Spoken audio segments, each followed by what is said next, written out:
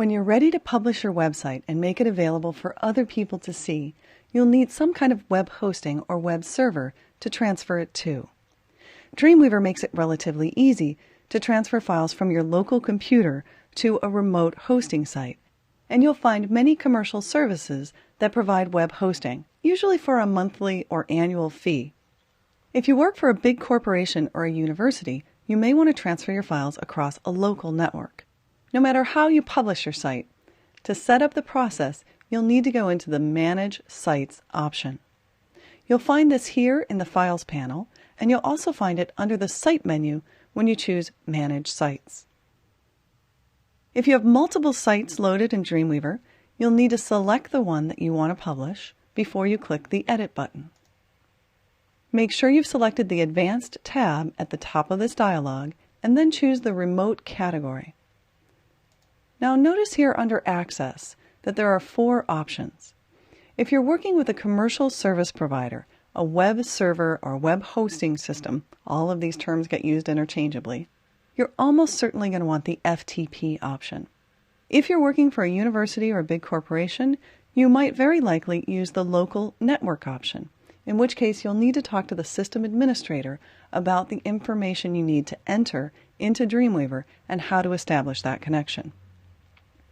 If you're using WebDAV or IDS, which are useful tools for better managing sites, especially when multiple people work on the site, you will find these options under the Access list as well. If you don't even know what those acronyms mean, don't worry about it. Almost certainly, you're going to use the FTP option. Now, before you can transfer your files to a remote host or to a web server, you need to connect to that server. And most commercial web servers and most non-commercial servers require some kind of login and password in order to do so. Well, you wouldn't want just anyone transferring files to your website, right? So you should get this information from your service provider. Usually when you establish an account with a commercial service provider, they'll send you some kind of document that includes the FTP login information. And in that information, you should find the name to enter in the host field.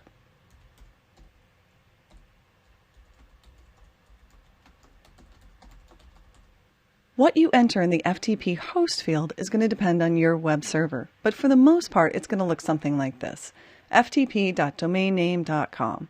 Now, I've entered Techie Translator here because I've set up a host using TechieTranslator.com, and this is a domain that I use almost exclusively for this kind of teaching and for showing people how to transfer files to a server.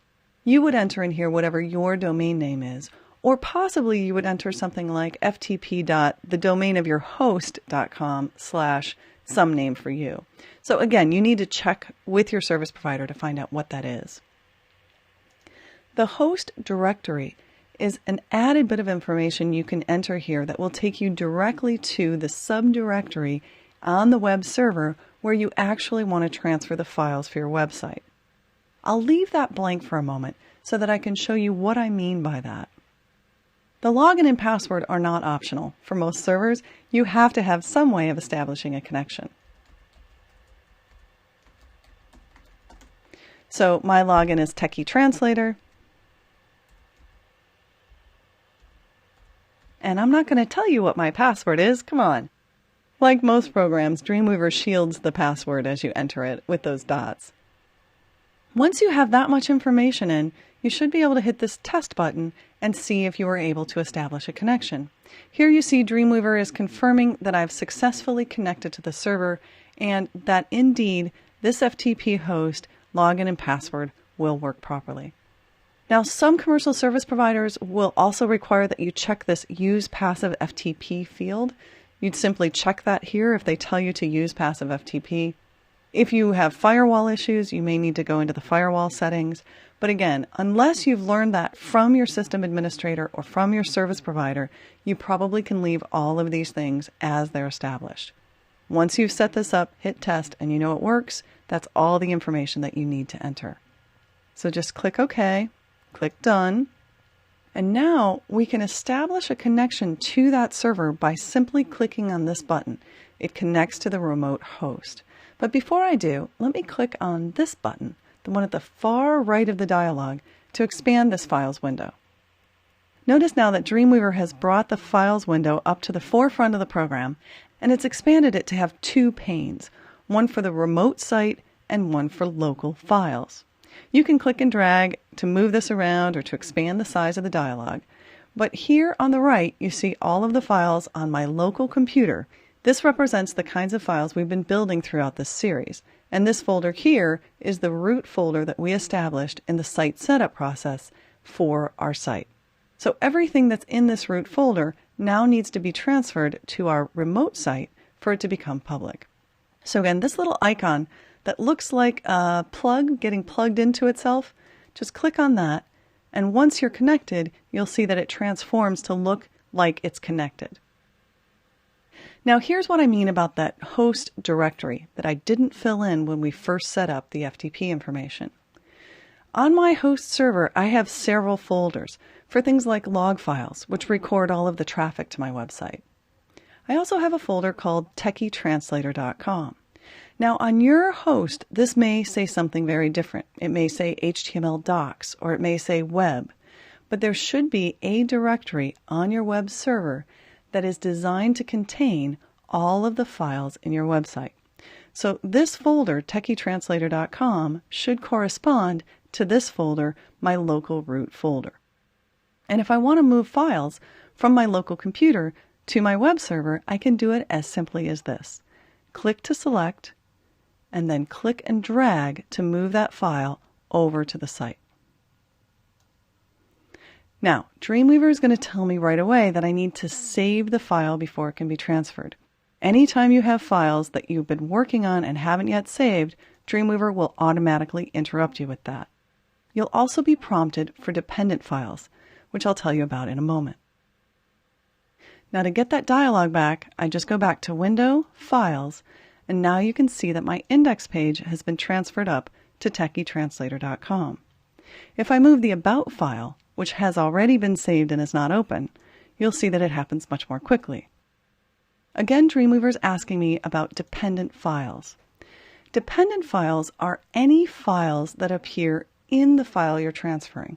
So for example, if I come over here to my Gallery 1 page, and I want to transfer this page, this image here in the middle would be considered a dependent file of my Gallery 1 page. Similarly, any other files like this banner image that are inserted into this page are considered dependent of that page. And Dreamweaver offers to transfer them for us because if you don't, then although the page itself will display on your web server, it will be missing these images and they'll just show up as broken image links. So the dependent files option is really designed to help ensure that you don't transfer a page without transferring all of the elements of that page.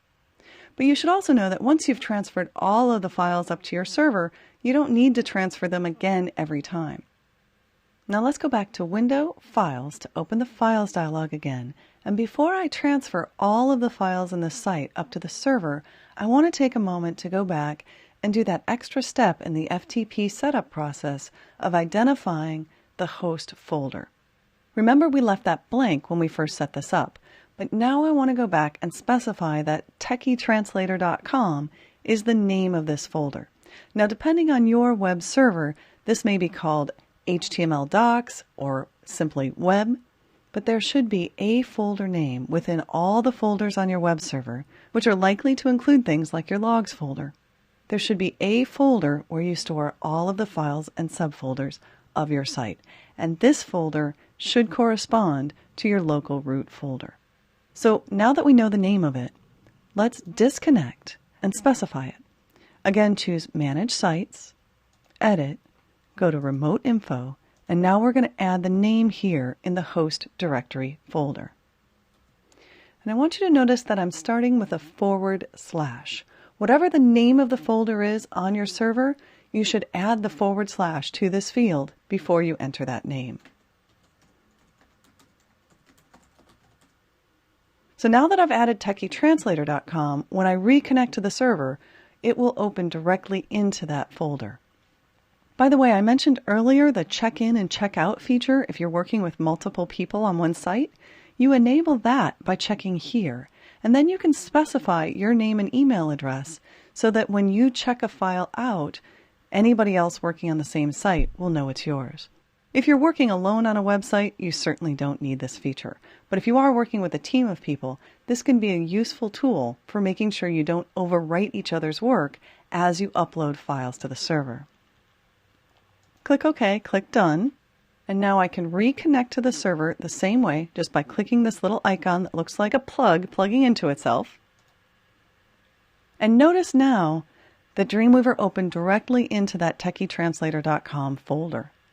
So now you can see the About file and the index file that we already put up here are at the root level of this folder, at the top level of this folder. And anything else we might want to transfer, like all the rest of the files on this site, we can transfer into that same directory. So we could now select everything in this folder by using Shift-click or Command-click to select any or all, and you can transfer multiple files and folders simultaneously. Now, we don't need to upload the About and Index files again. We haven't changed them since we uploaded them. But to keep this simple, I'm just going to click there and then Shift-click or Command-click to select everything in the directory, and let's upload it all at once. Now, you can click and drag it over to Techie Translator, or you can use the Put Files icon here at the top of the window to transfer all of the files. Again, Dreamweaver is going to ask if you want to put dependent files. I'm going to say no, because in this case, I'm transferring everything. I don't need to worry about dependent files. I am going to say yes to saving files because, again, any files you haven't saved need to be saved before you transfer the files. So whether you're transferring one file or all the files in your site, you need to make sure that any open files that haven't been saved are saved before they're transferred. So again, if I go back to the Files folder, you'll see here in the bottom left-hand corner the progress of the site being uploaded.